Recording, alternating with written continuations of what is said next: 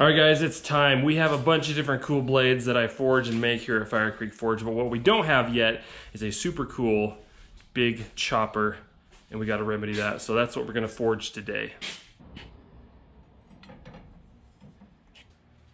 These are 3/4 round solid bars of 5200 steel, and that is what I'm going to be forging this chopper out of today. I'm actually going to do several choppers.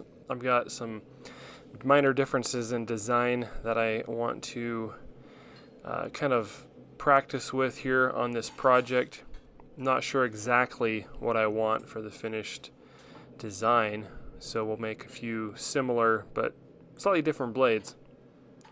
With this 3/4 round stock, it does require widening, and there's actually quite a bit of material in a 3/4 round bar, surprisingly more than you would think. So we can get a pretty wide blade out of this, but we do have to use special dies, these round dies or half round dies, and spread that widthwise. If you just forge it in your regular dies, yes, it will spread it widthwise a little bit, but it will also make it longer and you won't get the same amount of width. This is sort of a time-consuming process, and honestly, after doing this for a while, I probably wouldn't recommend doing it this way because it's an extra amount of time that's really not necessary. I purchased all this round stock because of the price point and the amount that I could get it for. It was a good value, but now I do have to put more time into forging the blade. Some people would consider this a good thing because some people are of the opinion that the more you forge a blade, or from the thicker stock, that you forge a blade down from, the better it is. That's a whole different debate. But we have to get down to a thickness of about 3/16 inch thick. And I'm just going to go ahead and forge this whole bar out into a 1/4 inch thick by about 1 inch and I want to say 3/8, and then I can forge the blade from there and the final thickness on that. The other way I've used this stock is to simply forge the entire blade out one at a time, and for smaller blades I think that's definitely the way to go. You don't have all this pre-prep time in. Doing a step down on this bar stock here now to form the beginning of the drop edge where the handle starts and the handle and the blade transition. And I'll use the pre-curve technique here to end up with a semi-straight blade after forging my bevel in. Forging on one side of the blade necessarily straightens that blade back out because it can only move. It's only moving, spreading out on one side.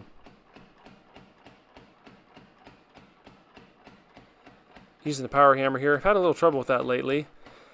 I thought these interchangeable dies were going to be the bee's knees, and I have had a heck of a time keeping them from loosening up on me. Switched out the bolts to some 8 grade bolts, and that was after breaking off one of the bolts they came with.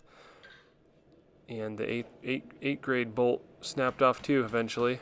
And so I'm at a bit of a loss. I just ran a quick bead there to keep that die on there. I'm going to have to call up Dave at Little Giant, and I'm sure they'll be able to help me out there. They've been really good to work with on these machines, different parts they have. So forging in this bevel here.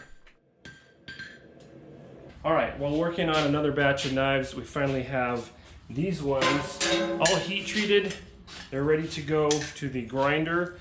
No pre-grind, no rough grinding, just forged to thickness, and we will grind a bevel on. But you'll notice that none of them actually match my original design here. There's a couple different reasons for that. I really need to make 2 different knives here because this blade is more portable. It's big enough to do some chopping with, but honestly, the batoning method that's so popular these days is going to render this the most effective when chopping stuff.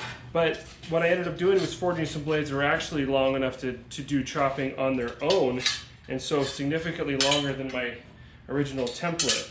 I'm not throwing this out, I'm just recognizing the need for really a variety. There is no one size fits all knife that does everything, and that's just the way it is. So we have some longer chopping blades We've got about a 3/16 inch thick spine here.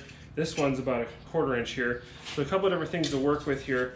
I will be taking one of these and testing it, and the other ones are going to be available for sale, and probably the test one as well. Maybe at a little different price point. We'll see how that goes.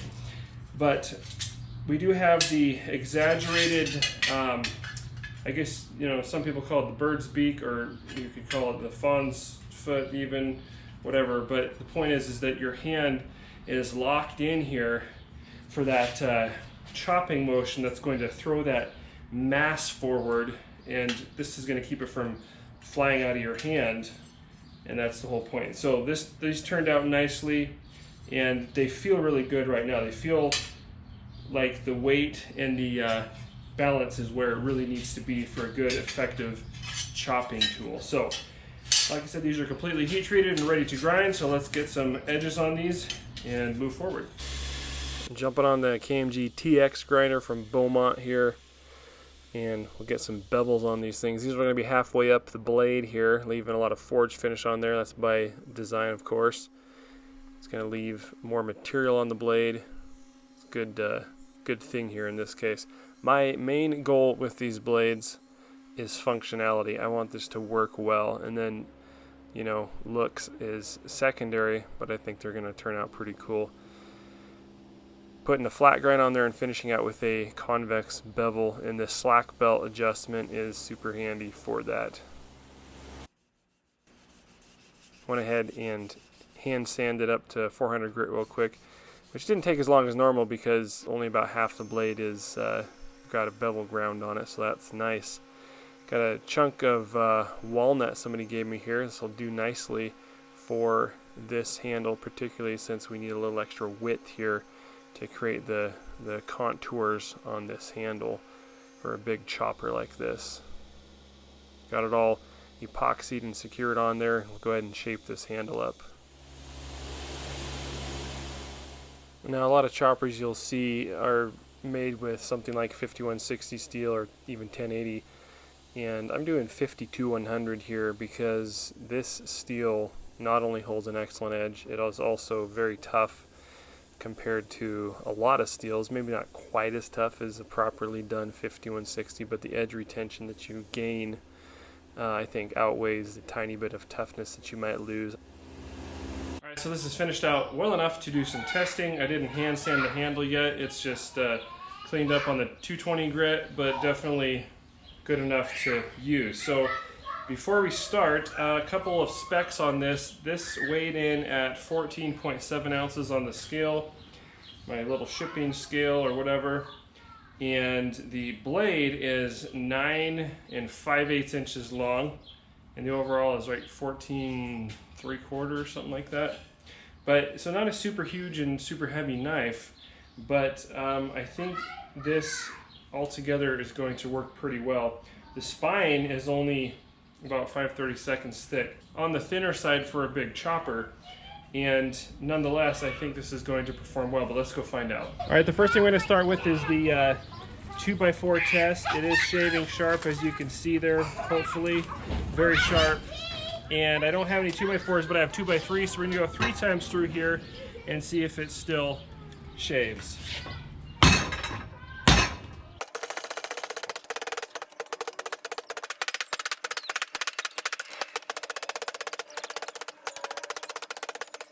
Okay, that was more like 4 times through.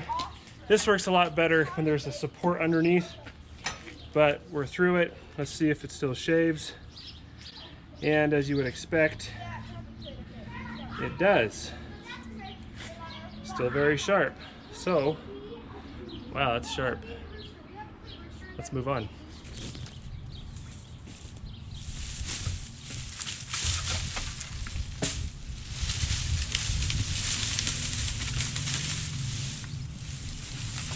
Got a little bit of shade here, and we'll use this to work on some semi-green pecan wood here.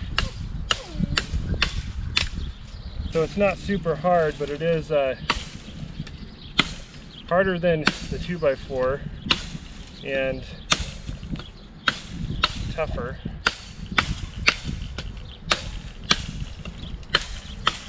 So this is a pretty nominal branch size that you might be using for some kind of camping or bushcraft application.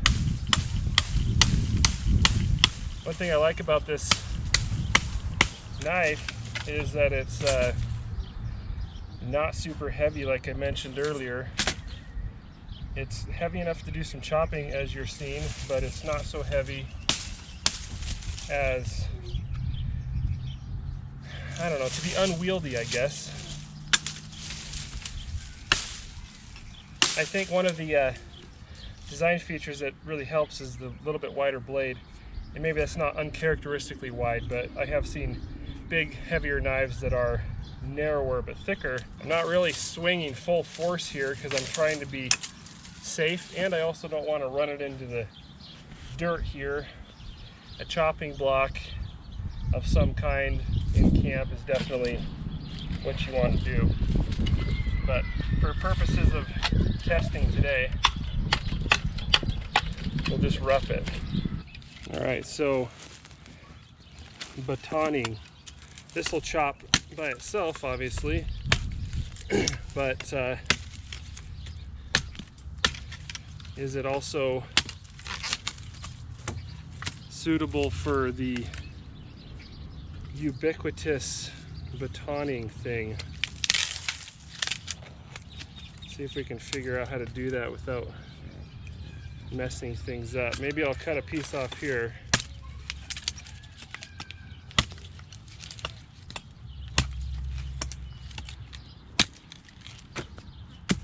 Pretty effective. Got the nice convex grind on here. Well, this isn't exactly a nice club. Let's clean this up a little bit here for a mallet. Now that I've got some edge protection here with a work surface, so to speak.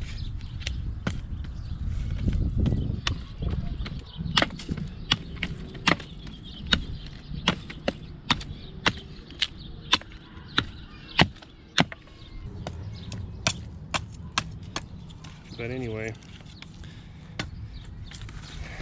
okay, so if we're just gonna split this,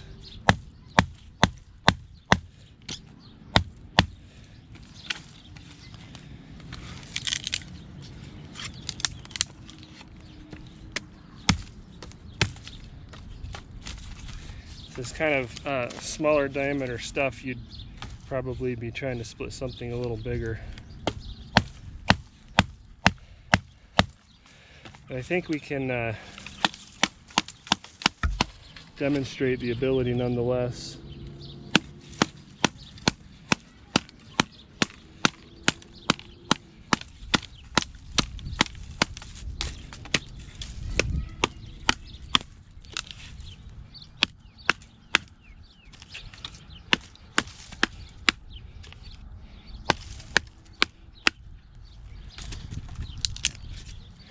Gotta love inertia, right? Okay.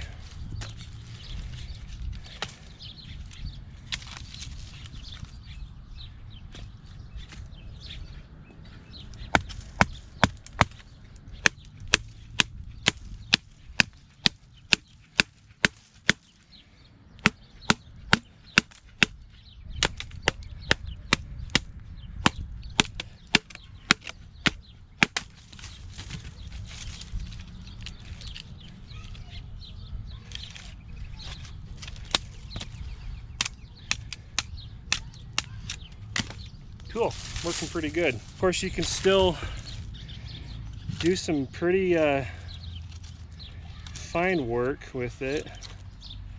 Say you're building, I don't know, bow and drill set, you know, traps and snares, that kind of thing, where you have to cut in a specific notch or work on some smaller material. You can still do that. One of the kids made a little campfire. How cute.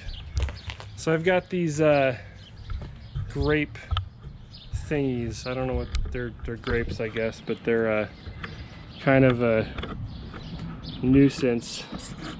And tried to take them out, had them chopped all back, and then they grew back once there started to be some more water. And they're pretty soft, but you know, you can demonstrate a little bit of cutting clearance on this too. It's what we're after is a good combination of cutting clearance and, you know, edge strength and toughness on the blade.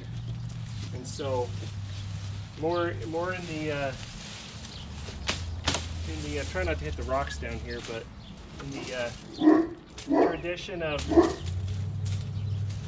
a machete or something like that. This is really what you'd be using for this, but it's kind of pretty functional like that as well. So, like I said, try not to hit the rocks down here. Just take care of this pretty easily.